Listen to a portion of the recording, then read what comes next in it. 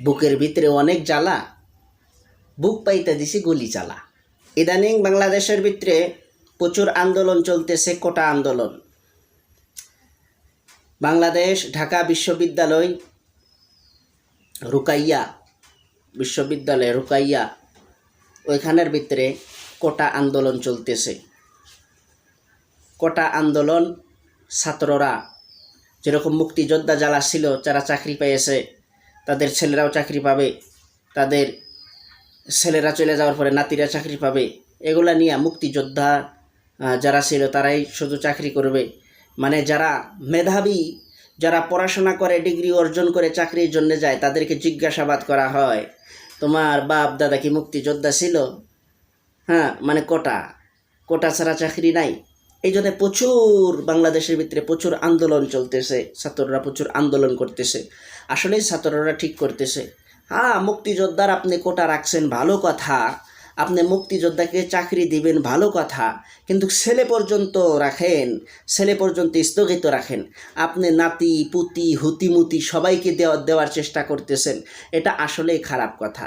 হ্যাঁ, আর ইউটিউব এবং ফেসবুকের ভিতরে কিছুদিন ধরে একটা ভিডিওই আমার সামনে আসতেছে, একটা কবিতা সামনে আসতেছে একজনের নামে। মানুষ অনেক যারা কবি, অনেক কবিতা লেখছেন একজন মানুষের নামে, অনেক গান লেখা হয়েছে একজন মানুষের নামে।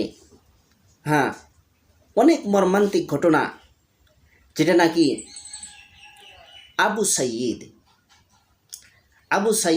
চতুর। আবু সাইয়িদ ইনি একজন যুবক, বাংলাদেশের একজন যুবক। ইনি আন্দোলনের ভিতরে সামিল ছিলেন। পুলিশরা যখন মানে ফায়ারিং করতেছিল, গুলি করতেছিল, যে মানুষ যেন আন্দোলন করা ছাড়ে, ভয় দেখানোর জন্য না কিসের জন্য আল্লাহ ভালো জানে। তারপরে আন্দোলনের ভিতরে যুবক আন্দোলন যেহেতু করতেছে, রাগ একটা আসে না, জোশ একটা আসে না, যুবকের রক্ত তেমনিই গরম। আবু সাইয়িদ ভাই, যুবক ভাই, এনি মানে আন্দোলনের মাঝখানে এইভাবে বুক এইভাবে করে দিছে, বুকের ভিতরে অনেক জ্বালা, বুক পাইতে দিছি গুলি চালা। বুকের ভিতর অনেক জ্বালা, বুক পাইতে দিছি গুলি চালা। তো বন্ধু সকল, বাংলাদেশের পুলিশ কেমন পুলিশ আমার বুঝি আসে না। আবু সাইয়িদ ভাইকে গুলি মারা হইল, যেটা ফেসবুক ইউটিউবের ভিতরে দেখলাম, একে একে 4টা গুলি করছে আবু সাইয়িদ ভাইকে। এটা কেমন পুলিশ, কেমন কথা আমার বুঝি আসে না। আমি ভারতবর্ষে থাকি, ইন্ডিয়া।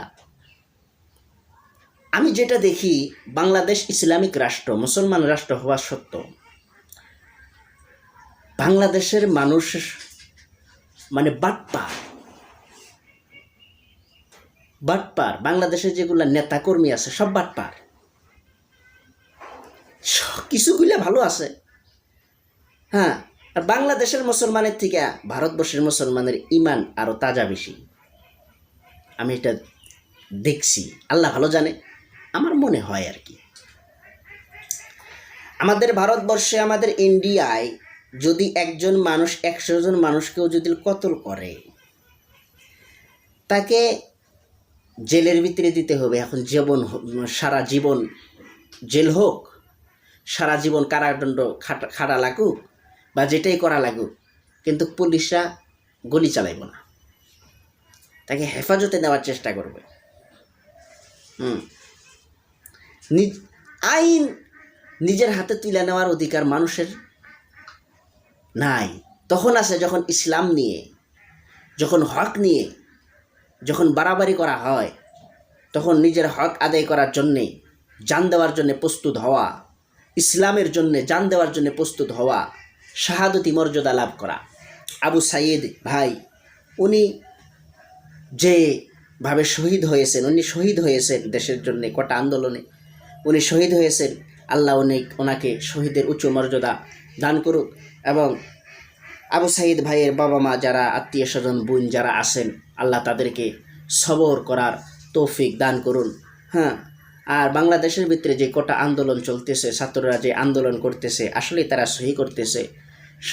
সরকারে অত্যন্ত বিনয়ীভাবে আমি আহ্বান জানাবো যে ছাত্রদের কোটা আন্দোলনকে মাইনা নেওয়া হোক, তাদের দাবি পূরণ করা হোক, তারা যেটা চাইতেছে সেটা তাদেরকে দেওয়া হোক, তাদের দাবি পূরণ করা হোক, কোটা আন্দোলনকে মাইনা নেওয়া হোক।